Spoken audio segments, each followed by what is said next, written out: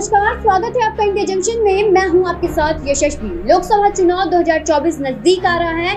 ऐसे में गठबंधन को लेकर तमाम तरह के कयास लगाए जा रहे हैं। जहां मायावती ने अपने जन्मदिन पर ऐलान किया था कि वो किसी भी पार्टी से गठबंधन नहीं करेंगी, तो ऐसे में अखिलेश यादव ने भी राजनीति के गठबंधन से ब्रेक ले लिया है।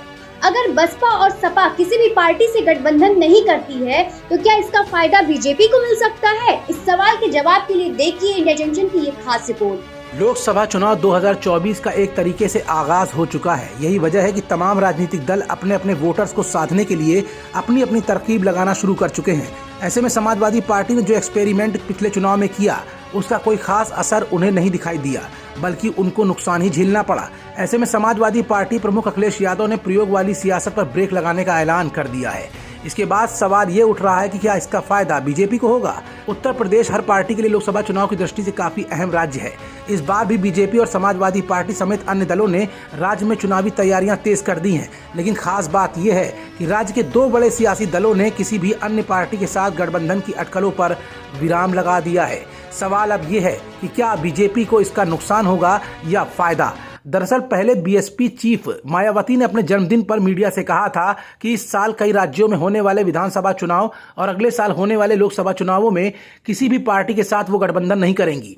बहुजन समाज के लोगों के हित व कल्याण के लिए समर्पित पार्टी है। इसके साथ ही नेताओं के स्वार्थ पूर्ति से अलग हटकर अपनी पार्टी का मुख्य लक्ष्य SC, ST, OBC व मुस्लिम समाज आदि इन बहुजन समाज को भाईचारे पर आधारित इस बने गठबंधन के बल पर, इस बने गठजोड़ के बल पर व चुनाव जीतकर इनकी सामाजिक एवं आर्थिक स्थिति को ठीक करने का लक्ष्य प्राप्त करना है। अब इस ऐलान के कुछ ही दिन बाद अखिलेश यादव ने भी लोकसभा चुनाव में किसी और दल के साथ गठबंधन नहीं करने का ऐलान कर दिया है। उन्होंने स्पष्ट तौर पर कहा कि सपा आगामी चुनाव में किसी भी दल के साथ गठबंधन नहीं करेगी। दरअसल 2017 के विधानसभा चुनाव में पार्टी ने कांग्रेस के साथ गठबंधन किया था, लेकिन सपा को बड़ी हार का सामना करना पड़ा और सपा कांग्रेस गठबंधन विधानसभा चुनाव में 100 सीटों तक भी नहीं पहुंच पाया। इसके बाद बीते लोकसभा चुनाव में एक और सियासी प्रयोग हुआ। तब सपा ने बीएसपी के साथ हाथ मिलाया था, लेकिन ये प्रयोग भी असफल हो गया। उस बार गठबंधन का फायदा बीएसपी को जरूर हुआ था, लेकिन सपा को नुकसान ही हुआ था। बीएसपी ने चुनाव में 10 सीटें जीती, जबकि सपा केवल 5 सीटों पर ही सिमट कर रह गई। इसीलिए जल्द ही दोनों पार्टियों की राह अलग हो गई थी। इसके बाद माना जाने लगा कि अब राज्य में किसी दो बड़े दल का साथ आना मुश्किल है। अब सवाल ये उठा कि अगर हर दल यूपी में अलग अलग लड़ेंगे तो क्या इसका फायदा बीजेपी को होगा?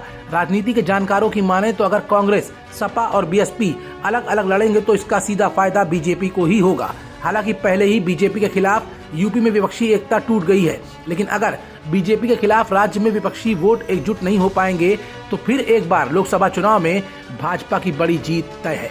गौरतलब है, बीते दिनों आए एक सर्वे में भी बीजेपी को 80 में से 70 लोकसभा सीटें मिलने का अनुमान जताया गया है।